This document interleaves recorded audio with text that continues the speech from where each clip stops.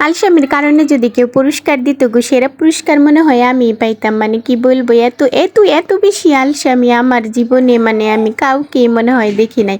এই যে দেখেন আমার পরাণের স্বামী কত আশা করে এই তালটা নিয়ে আসছিল, ভাবছিলাম আমি হয়তো তারে তাল দিয়ে কোনো সুন্দর একটা রেসিপি বানিয়ে খাওয়াবো। তো কি আর বলবো, এই যে আলসামির কারণে আমি তালের রস ফ্রিজে রাখতে রাখতে মানে কি বলবো আমি ভুলে গেছিলাম এক পর্যায়ে। তো যাই হোক, আজকে আমার পরাণের স্বামীকে কিন্তু এই তালের রস দিয়ে মজার একটা রেসিপি করে খাওয়াবো। তো রেসিপিটি বানানোর জন্য কিন্তু আমি এখানে শুরুতেই তালের রস নিয়েছি, তারপরে নিয়ে নিব চিনি আর তালের রসগুলাকে সুন্দর মতো লাড়াচাড়া করে মিশিয়ে নিব, ঠিক আছে। কিন্তু এই যে সুন্দর মতো লাড়াচাড়া করে নিতেছি একটু বেশ সময় ধরে, যাতে করে চিনিটা হালকা পরিমাণে গইলা আসে। তো যখন হালকা পরিমাণে গইলা যাবো, চিনি গইলা যাবো, তখন কিন্তু আমি এখানে দিয়ে দেবো চালের গুঁড়া, তারপরে হচ্ছে ময়দা দিয়ে আমি ময়দা আর চালের গুঁড়াকে সুন্দর করে হাত দিয়ে কিন্তু মাখিয়ে নিব। আমি কিন্তু এখানে যে চালের গুঁড়ার সাথে ময়দাও দিয়েছি, আপনারা কিন্তু ময়দা অথবা আটা যে যেটা পারেন দিবেন, এটা এখানে কিন্তু দিতে হবে, ঠিক আছে। আমি জানি আপনারা অনেকেই জানেন, তারপরও আমার বলে দেওয়ার একটা দায়িত্ব আছে না।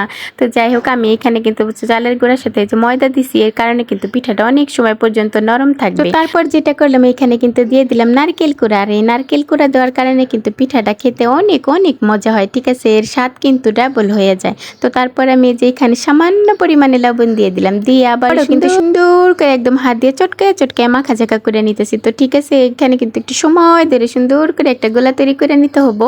তো আমি এই যে এখানে কিন্তু দেখেন আমার গোলাটা কিন্তু একদম রেডি হয়ে গেছে, একদম সফট সুন্দর একটা গোলা তৈরি করে নিছি। তো এখন কিন্তু আমি পিঠাগুলা ভাজাভাজি করব। তো ভাজাভাজি করার জন্য যেটা করতেছি, এখানে কিন্তু আমি একটা কড়াইয়ের মধ্যে হালকা পরিমাণে তেল গরম করে নিছি।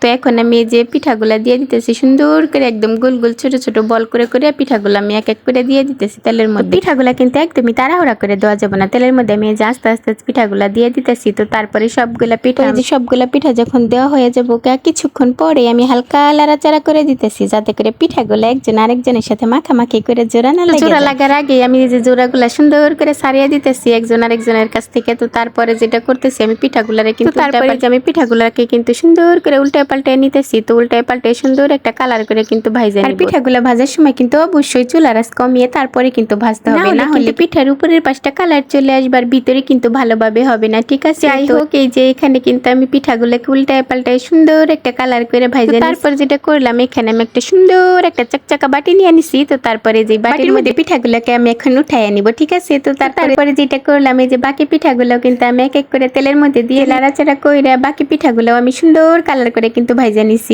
এখন শুধু খাওয়া দাওয়ার পালা। তো আমার পরাণের স্বামীর জন্য অপেক্ষা করতেছি, কখন আমার পরাণের স্বামী আসবে আর তাকে আমি সারপ্রাইজ দেবো। এই যে দেখো গো, তোমার আলসা বউটা সব আলসামি দূর করে দেখো, তোমার জন্য কত মজার পিঠা বানাইছে। এখন তুমি খাবা আর বলবা যে আসলে এই পিঠাগুলা খাইয়া কেমন হয়েছে। তো যাই হোক, পিঠাগুলা কিন্তু মাশাআল্লাহ দেখতে অনেক সুন্দর হয়েছে, খেতেও কিন্তু দারুণ হয়েছিল। তো যাই হোক, আজকের মতো ভিডিওটা এখানেই শেষ। সবাই ভালো থাকবেন, সুস্থ থাকবেন, আল্লাহ হাফিজ।